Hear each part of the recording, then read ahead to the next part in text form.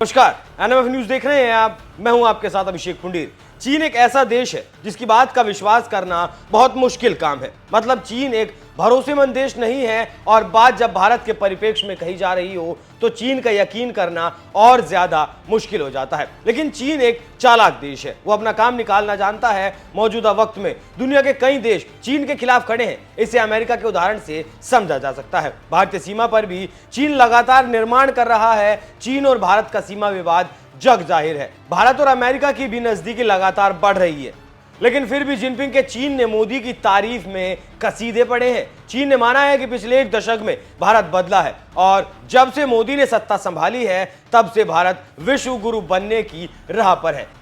लेकिन जब तारीफ चीन करता है तो चीन की तारीफ से भी धोखे की बू आती है। तो पहले मैं आपको बताता हूं कि चीन ने क्या कहा है और फिर बताऊंगा कि क्यों कहा है। लेकिन आपका यह भी जान लेना जरूरी है कि चीन से बाहर वही खबरें आती हैं जिन्हें चीन की सरकार से मंजूरी मिलती है या जो चीन की सरकार छपवाना चाहती है। तो चीन के ग्लोबल टाइम्स ने एक लेख लिखा जिसमें भारत की ताकत और पीएम मोदी के नेतृत्व का लोहा माना गया। लेख में लिखा गया कि भारत आज रणनीतिक रूप से विकास के लिहाज से ज्यादा विश्वास से भरा दिखाई देता है। ग्लोबल टाइम्स ने लिखा, भारत अब अपने एक्सपोर्ट पर ज्यादा जोर दे रहा है। भारत ज्यादा आत्मविश्वास से भरा दिखता है। भारत अब हर हालात में गुलामी की बेड़ियों को तोड़ देना चाहता है। अब भारत पूरी दुनिया को बताना चाहता है कि करना क्या है। भारत दुनिया के मेंटर के रूप में उभर रहा है। भारत राजनीतिक रूप से और सांस्कृतिक रूप से दुनिया का गुरु बन जाना चाहता है।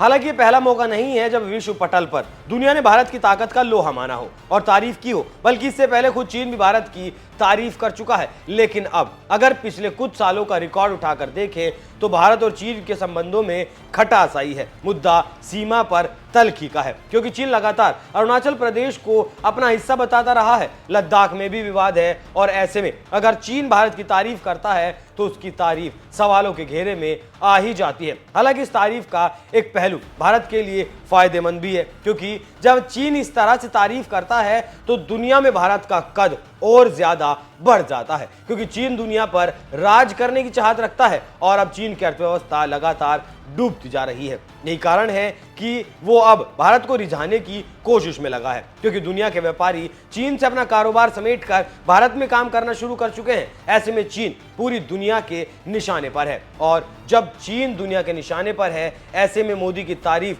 मोदी के मायनों को और ज्यादा बढ़ा देती है। अब आप सुनिए चीन दुनिया के निशाने पर क्यों है और हो सकता है इसी वजह से भारत और मोदी की तारीफ भी की गई हो। असल में चीन से उड़ती उड़ती ऐसी खबरें आ रही हैं कि चीन कुछ खतरनाक करने की तैयारी कर रहा है। एक रिपोर्ट में बताया गया कि चीन में एक लोपनूर नाम की जगह है जहां पर 1964 में सबसे पहले परमाणु परीक्षण किया गया था। अब दावा यह किया जा रहा है कि उस इलाके में फिर कुछ हलचल देखी गई है और तेजी से कुछ हलचल हो रही है, जिससे दुनिया अंदाजा लगा रही है कि चीन कुछ खतरनाक करने की फिराक में है। क्योंकि कुछ तस्वीरें सामने आई हैं जिनमें कुछ जगहों पर वर्टिकल ड्रिलिंग के प्रमाण मिलते हैं और कहा जा रहा है कि चीन गुपचुप तरीके से किसी नए परमाणु हथियार को बनाने के काम को अंजाम दे रहा है।